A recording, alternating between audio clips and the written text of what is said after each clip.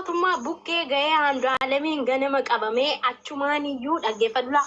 Ani sittiin hima dhugaa masaa isa waaqina arguun sitti hima jechuudha. Seellee dubaraan illee dubaraa sirriitti hin baasee sitti hima.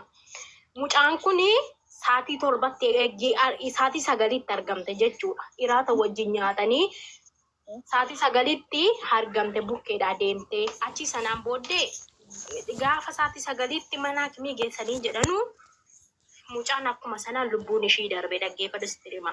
Achi sanaan booddee maatiitti himame maatiin isaa wajjin jirti yoo ta'e akkamittiin lubbuu intala kootii ba'uu dandeessi jedhame achumaan dooktaroonni isa qabsiisanii jechuudha sitti hima. Malee irra deebitee jechuudha. Garuu gaaffiin kun kan inni gaafadhu kan yeroo jirra irbaata hojjetan kaasanii amma nyaatanii wal biraa gaggeeffanutti naaf dawalaa ittiin dubbachaan ture jetti.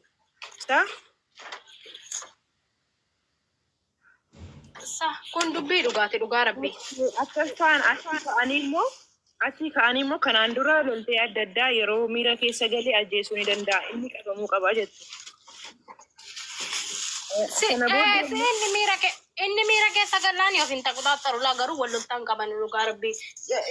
Jaalalaadhuma fiqiriidhumaanii iraatii nyaatanii wajjin deemanii achi sanaan booddee waan kan dhalate sana gidduu garuu immoo natti himne laa. Anis hammuma sanatti hin beeka malee haga eeggisheen maal takka ajjeese dhugaadhumatti iyyuu urgixeenyaadhumatti iyyuu natti himne warri wajjin jiru. Gaaffii macarrashaan si gaafadha. Yeroo bilbilanuu har'a ganama si bilbilanii du'aa isheetti argisiisan. Osoo isin hospitaala jirtuuti moo bakka siin darbamte sanaatti? Onni si madaa'aadha. Oddoo sen darbamte sanatti hin agarre dhaggeeffadhu. Iseedhaaf hospitaala keessa jiru akkasittiin dhabnee jirra naan jedhanii achuma silkii jiraa cufatan dhugaa rabbii. Dhaggeeffadhu. Kana malee anillee waan sirriitti gurgulee. Eenyutu sitti argisiise akka isinitti duute akka jiqamne si madaa hin qabne?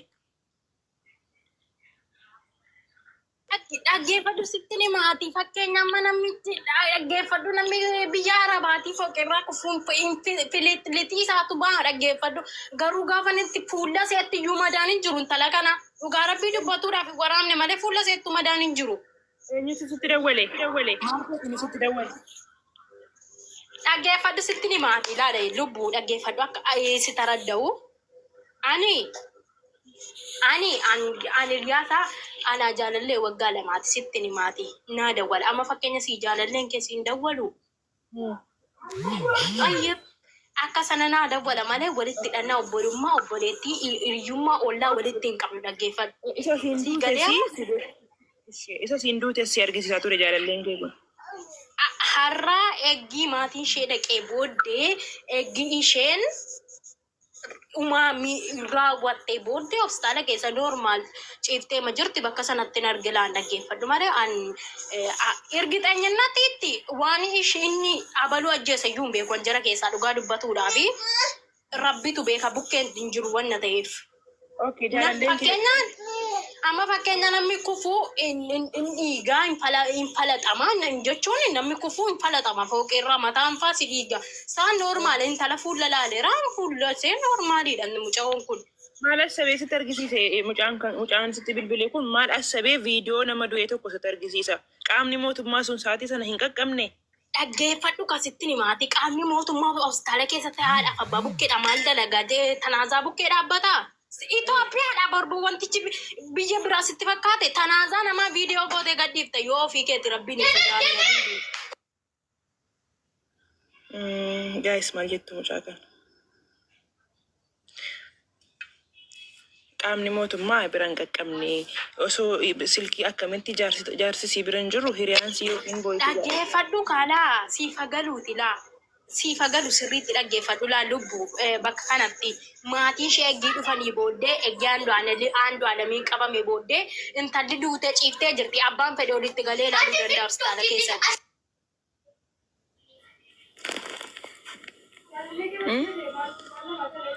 Jaalalleen kan kee yookiin walitti siqeenya mucaa kanaa qaba?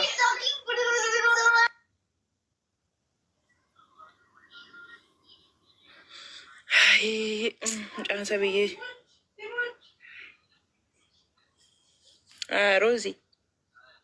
Ani Ana akkas jennaan natti agarsiise. Mucaan galgala fuulli ishee bishaan fakkaata. Mucaa galgala wajjin midhaan nyaatanii dhuddanii akkamittiin du'uu dandeessee jennaan lakki hin duuneen qalladinaa gaafan jedhee jedhu hin duunee damala akkamittiin qalladan an jedhan hin duune dhugaa rabbii hin duune jedhee gaafan kakadhee jedhu baay'een kakatanii lubbuu keetti kakattaa mucaan isa dhugaa duutee jirti naan jedhe jechuudha. Gaaffii kana uummataaf deebisi. Yeroo inni viidiyoo si bilbilee mucaa du'aa kana du'aa reeffa si argisiisu maatiin bira jira. Maatiin ilaalee dhaggeeffatu maatiin ofii hin danda'u. Guys, an kanaaf galuu hin dandeenye qaamni mootummaa mucaa du'aa kana hospitaala geesse reeffa si kana osoo maatiin bira hin jiraatin yookiin jaarsisii bira hin jiraatin akkamitti abbaa manaa Roozaa yookiin jaalallee si kana ofitti butee achirra dhaabbatee immoo yaanni onni akkamii osoo qabaatudha. Du'aarra dhaabbatee viidiyoo dawwalee ishee kanatti argisiisu. Kun gaaffii kan kooti. Gaaffii kee kana siin deebisa jechuudha. Anatu kakate mucaa galgala wajjin teessan muudii dhuma nutti qabuudhaa fi beekaa firaankii nu gochuudhaa fi malee mucaan hin duune jedheen dhaggeeffadhu laa. Ana takka jennaaniin lakkiiyyuu maatiiyyuu fuunee geessinee jirra.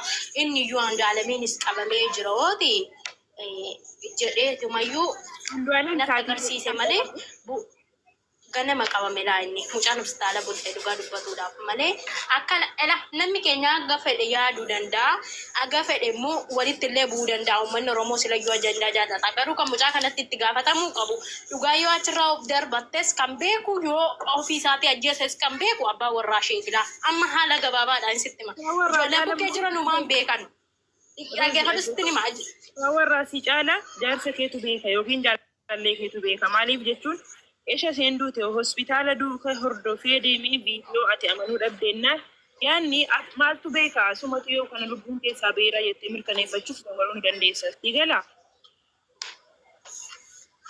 Sirri garuu laanne ala kullee haali ani wanni isaan hangalle dhugaa dubbatuudhaaf wanni intala kana uummata kayyuu na hangalle laan dhugaa dubbatuudhaaf uummanni Oromoo kana dhuguma intala kanaaf dhugaa dhaabbata taanaan abbaa warraa ishii sana gaafachuudha malee amma ijoollee hiriyoonni isaa kun akkatti gaafatamanus hin qabanu bar maal akkamittiin gaafatamu jarri maa jarroo rafanii jiru.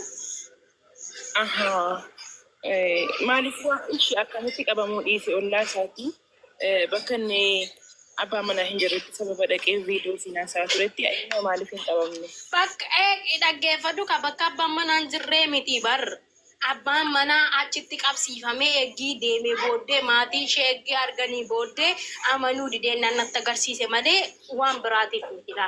Dhaggeeffadhusitti ni maatii. Akkanatti fakkaatutti ati asee fi kananiin loliisa wayii xinnoo adda gidduu keessan jiraa? Loliisni wayii gidduu keessan jira? Lakki hin jiru. Dur wal lolu malee waliin lolli dhiyeenyatti. Jaarsa keetiif Andu'aalem walitti siqeenyi jira akkam?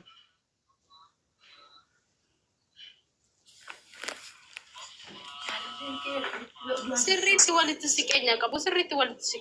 Walitti siqeenya qabu. Wal loltaas hin qabanu akka obboleessaa akka intinatti wajjin jiraatu. Garuu yeroo hunda miti akka kan jarri wajjin jiraatan. Inni illee mana isaa jiraata.